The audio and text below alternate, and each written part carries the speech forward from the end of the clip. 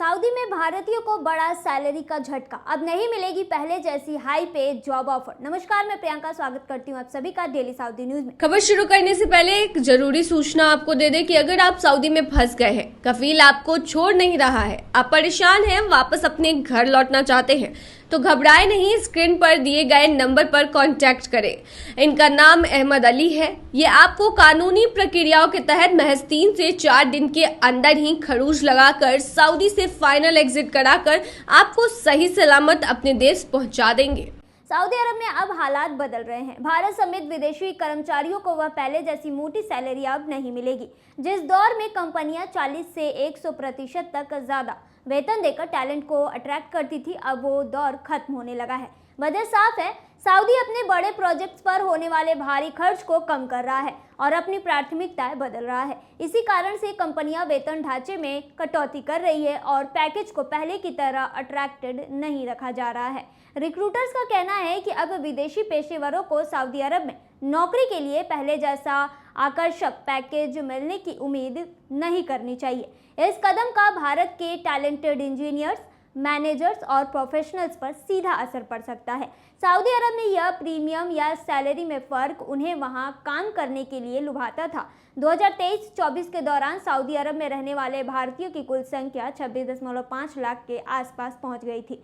विदेश मंत्रालय के आंकड़ों के अनुसार खाड़ी देशों में भारतीय आबादी का लगभग 20% से 30% हिस्सा प्रोफेशनल्स और सफेदपोश कर्मचारियों का था। सऊदी अरब की विजन 2030 योजना के तहत बड़े प्रोजेक्ट्स जैसे कि $500 अरब का न्यूम शहर शुरू किया गया था। इन प्रोजेक्ट्स के लिए भारी संख्या में विदेशी कर्मचारियों की जरूरत थी। ऐसे में उन्हें लुभाने के लिए मोटी सैलरी दी जाती थी, लेकिन अब इन प्रोजेक्ट्स में देरी हो रही है। साथ ही सऊदी अरब का पब्लिक इन्वेस्टमेंट फंड अब ऐसे क्षेत्रों में निवेश कर रहा है जहां से ज्यादा मुनाफा हो। इनमें AI, माइनिंग, लॉजिस्टिक जैसे सेक्टर शामिल है। इस बदलाव के कारण कंपनियां अब सैलरी पैकेज पर फिर से विचार कर रही है। बाइडेन के MD मैग्डी अल जिन बताते हैं कि कंपनियां अब सैलरी पैकेज पर फिर से विचार कर रही है।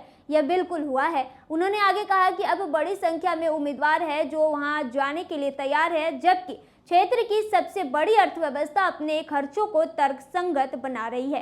पहले जो नौकरी UAE में बता दें कि $60,000 में मिलती थी, वही अब सऊदी अरब में $1 लाख तक मिल जाती थी। वहीं बता दें कि अब यह अंतर घटकर सिर्फ 5 से 8% तक रह गया है। यह सब इसलिए हो रहा है क्योंकि सऊदी अरब की तेल से होने वाली कमाई कम हो गई है। उसके बजट में घाटा बढ़ रहा है। तेल की कीमतें गिरने के बावजूद सऊदी अरब तेल का उत्पादन कम कर रहा है ताकि वैश्विक कीमतें बनी रहे। IMF का अनुमान है कि सऊदी अरब को अपना बजट संतुलित करने के लिए तेल की कीमत लगभग $100 प्रति बैरल चाहिए। बता दें कि नौकरी के अवसरों में भी कमी आई है। 2025 के पहले 9 महीने में प्रोजेक्ट्स के अवार्ड्स लगभग आधे हो गए हैं। और बता दें कि अब केवल AI या डिजिटल जैसे हॉट जॉब्स के लिए ही अच्छी सैलरी मिल रही है। टस्कन मिडिल ईस्ट की अक्टूबर की सैलरी रिपोर्ट के अनुसार बाकी क्षेत्रों में सैलरी पैकेज अब काफ़ी संतुलित हो गया है। हालांकि सऊदी अरब की आर्थिक विकास दर अभी भी मजबूत है, जो 4.4% रहने का अनुमान है, लेकिन वहां के लेबर मार्केट में भी कंपटीशन बढ़ रहा है। 2016 से सऊदी नागरिकों के निजी क्षेत्र में संख्या 31% बढ़ गई है। इससे नौकरियों के लिए मुकाबला कड़ा हो गया है। मैचेस टैलेंट की CEO लुइस नटसन कहती हैं कि पैकेज अब कहीं अधिक मापे हुए हैं और उन्होंने आगे ये भी कहा है कि कुछ लोगों का यह संकुचन जैसा लगता है। मेरे लिए यह परिपक्वता का संदेश है और बता दें कि इसका मतलब है कि सऊदी अरब अब अपनी जो है आर्थिक नीतियों को अधिक समझदारी से लागू कर रहा है और अनावश्यक खर्चों से बच रहा है। मक्का मदीना में मौत होने पर शवों को क्यों नहीं लाया जा सकता है वापस, चलिए बताते हैं। सऊदी अरब के मक्का मदीना के पास एक भीषण हादसा हुआ। यहाँ हाईवे पर अचानक एक बस का एक्सीडेंट हो गया और उसमें आग लग गई। इस हादसे में 45 भारतीय नागरिकों की मौत हो गई है। बस में एक ही परिवार के 18 लोग सवार थे। इन सभी की भी इस हादसे में मौत हो गई। अब मारे गए लोगों का सऊदी अरब में ही उनके रीति रिवाजों के अनुसार अंतिम संस्कार किया जाएगा।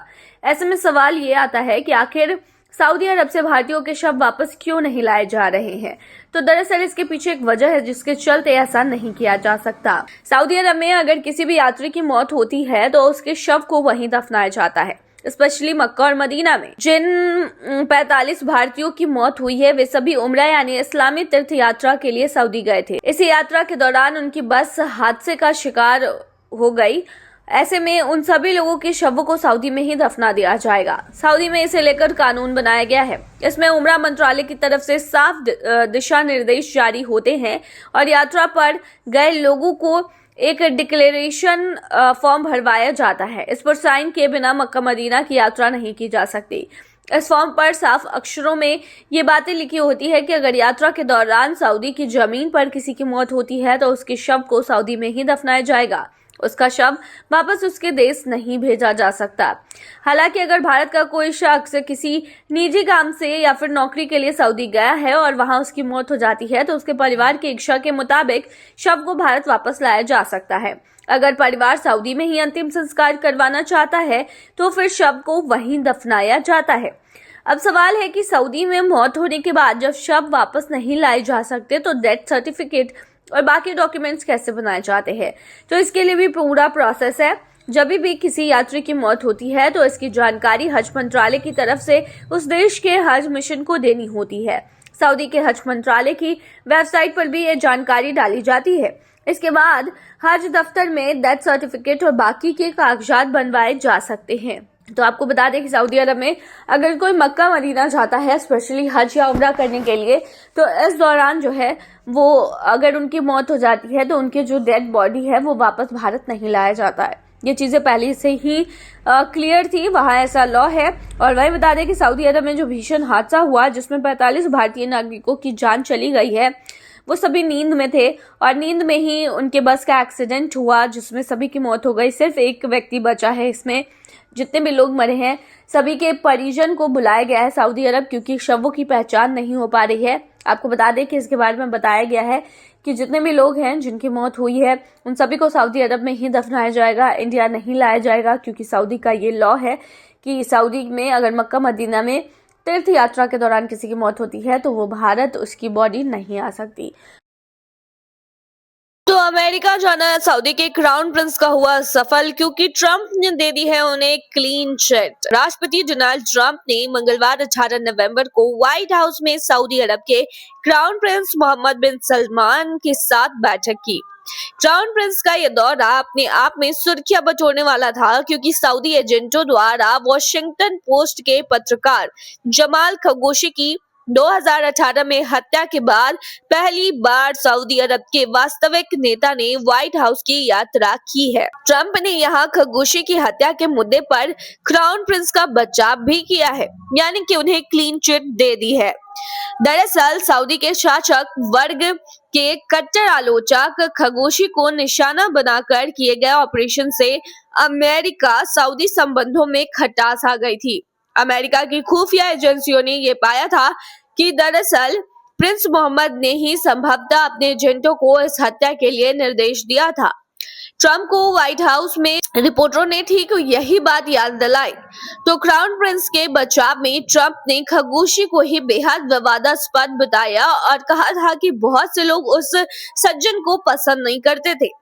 ट्रंप ने खशोगी की हत्या में क्राउन प्रिंस का हाथ होने के सवाल पर कहा, चाहे आप उन्हें पसंद करें या नापसंद करें, चीजें होती रहती है, लेकिन प्रिंस मोहम्मद को इसके बारे में कुछ नहीं पता था और हम इसे इस बात को वहीं छोड़ सकते हैं।